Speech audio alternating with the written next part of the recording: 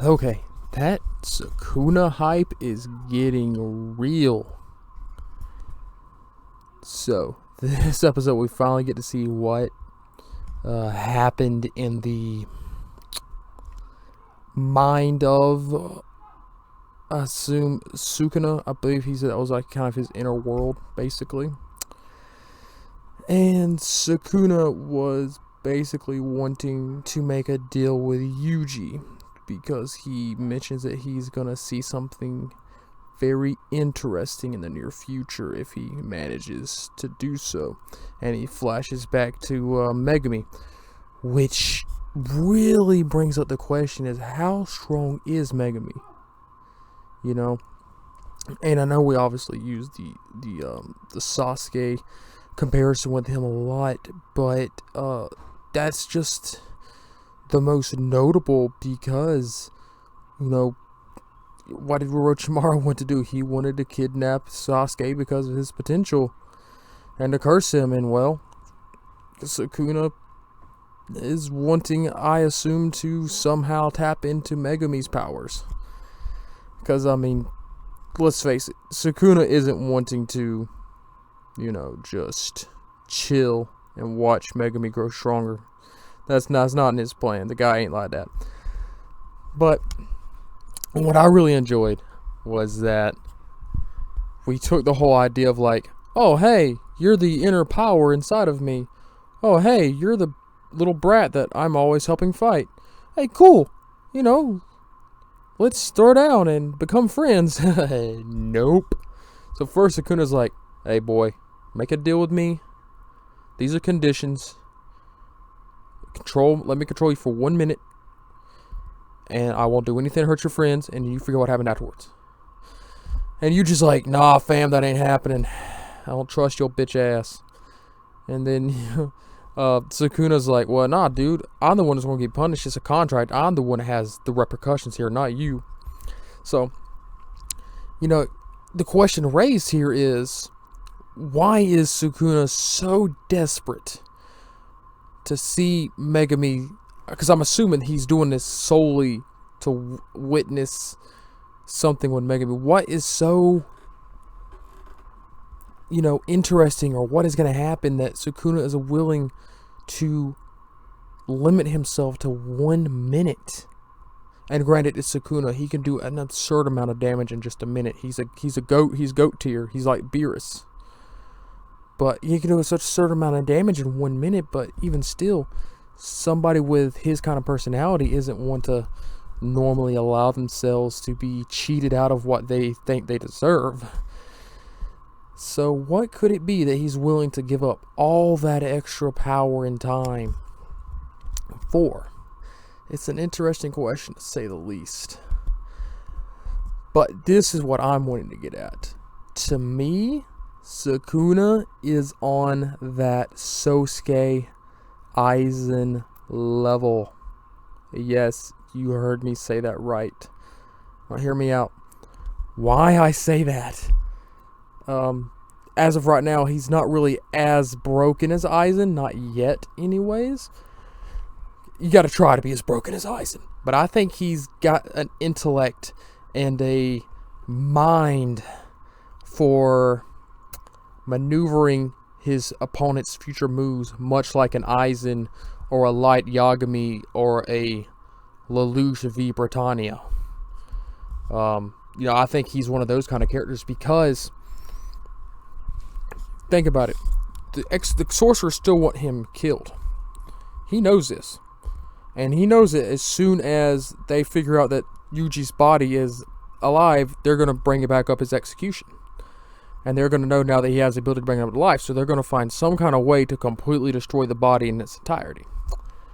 So, when it comes time for the execution, Sukuna is going to... My theory is that he's going to use this time to help Yuji get more of his fingers. He's going to help Yuji in his missions to get these fingers until he gets enough to where they feel like they can eliminate the majority of the threat of Sukuna. And when that happens, Sukuna is going to be prepared because he says something to the lines that he can take over whenever he starts chanting at will. That was part of the conditions. And he would, at that point, just swoop in, just whoop everybody's ass and bounce. Because, from what we can tell, aside from Gojo, nobody is able to freaking even throw a hands with Sukuna, let alone beat him. We're not even 100% sure Gojo's going to be able to beat him at full power. Maybe not even half power. We're about to find out in the next episode if this guy that he's about to throw down with is truly 8 fingers worth of Sukuna. But yeah, so what I like is, Yuji's like, nah fam. And then Sukuna's like, alright, bet. Then let's fight to the death. And if I win, you have to agree to my contract. If you win, then I will let you come back to life without consequence. And Yuji's like, alright, let's do it. He's like, but don't complain when. And the next thing you know, gets his fucking head cut in half. And it's over. Because you don't. That just like when you're fucking throwing down with Aizen, it's like it's over before it even begins. It's like, oh, dude. I am loving Sukuna so freaking much. But, it's things like that. It's like, unless there's some way to get him out of Yuji's body without killing him, I still don't think Sukuna is going to end up being the final villain of all this. Some people still think he's the main antagonist, but until I see further evidence, I don't think he is, because, that's how it was with Kurama, in Naruto, and the Hollow and Bleach, and the Devil, Libe, and Black Clover. And, and it's shown in Jump. It's still shown in manga. So there's certain tropes it's probably still going to follow. And I don't suspect it to go the route where it's like, oh, hey, I tamed my inner demon and we're friends now. I don't see Sukuna doing that at all. But I do see them obviously becoming allies to further fulfill Sukuna's end goal. But I do think there will be a bigger, badder guy at the end that Sukuna will willingly team up with Yuji and the rest of them to defeat. And then after that, maybe we'll have a situation where Sukuna is like, alright, now we're going to throw down or something. That could happen. Then we get to see old volcano dude in the restaurant that I was mentioning earlier is showing off his power. He starts setting off people in the restaurant. He sets them on fire after the paranoid guy quits. He starts setting everybody up on fire with his abilities. And because he's trying to ask the others, like, how many fingers worth am I compared to Sukuna? He's like, maybe 8 fingers. And he's like, cool, that's enough. And then because they were trying to figure out how they could defeat Sukuna and Gojo. And he's like, nah fam, you ain't beating Gojo, you need to seal Gojo. And he starts talking about this way that they can seal him. I forget the name, some kind of artifact. So that's, I doubt anybody's read The Wheel of Time that is watching this channel or that ever will watch this channel. But in it, a character named Moraine goes into an artifact with one of the villains named the Red Twisted Doorway. And in that, she is essentially locked away from the main cast for the majority of the series. That happens at the end of book 5, and we don't see her again until book 13, right before the final book when the big battle happens. So are we going to see something like that where not Sukuna, but Gojo gets sealed away and Yuji and them are left to fend for themselves, for lack of a better example there? Or is that not going to happen yet, and that's going to be something that's going to be like a foreshadowing for what could be some in-game final art kind of stuff, like this shadow organization or whatever it is? Like maybe it's a plan with the higher ups that's trying to get rid of Gojo, which is what I think it is. Because I mean, as cool as it would be to see Gojo get sealed up and thrown away for a while just to see the character struggle, let's face it, Gojo is the face of this anime. Everybody loves Gojo. Gojo's hype. He's hilarious. He's badass as hell. And I don't see Gojo even breaking a sweat throwing down with this guy. Unless there's some trick he's got or somebody's hiding the wings. I don't see Gojo falling for no bullshit. Just don't see it. I could be wrong, but Time will tell on that one. But yeah, that is where the episode ends, with that little cliffhanger. But Gojo did mention, or he didn't mention, but he did talk with Itadori before he left and starts throwing hands with this volcano dude. He asked Itadori if he talked to Sukuna while he was asleep.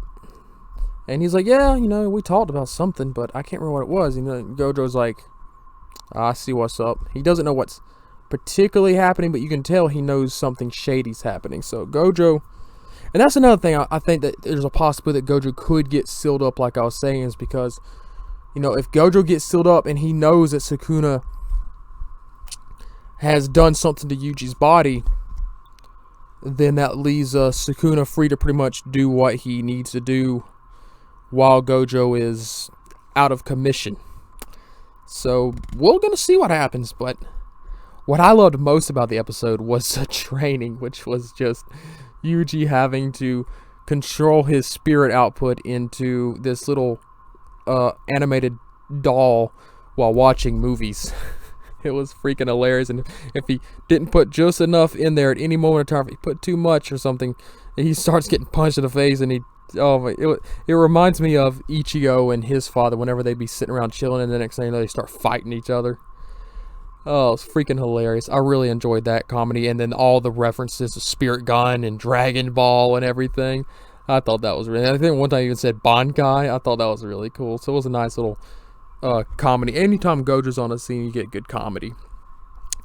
But yeah, that's all I've got on this one. I don't think Gojo is going to lose the fight, but I do think there's a possibility he could get sealed some way. I think there's been enough flags.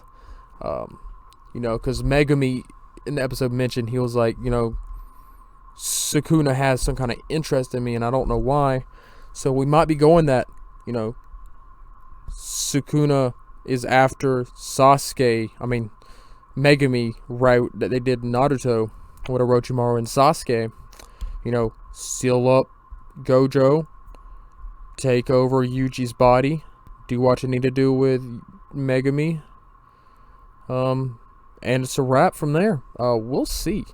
What do you guys think? Any theories? Do you think Gojo's going to get sealed? Do you think Volcano Boy can throw hands with Gojo? I don't. What do you think? What do you think Sukuna's interest in Megumi is? How did you like them flipping that cliche of, hey, let's be friends, okay, you got a deal, and just had Sukuna just slicing Yuji's head off? Did you think that was a big shocker? Did you expect that? What did you like about the little pop culture references in anime? I thought that was really neat.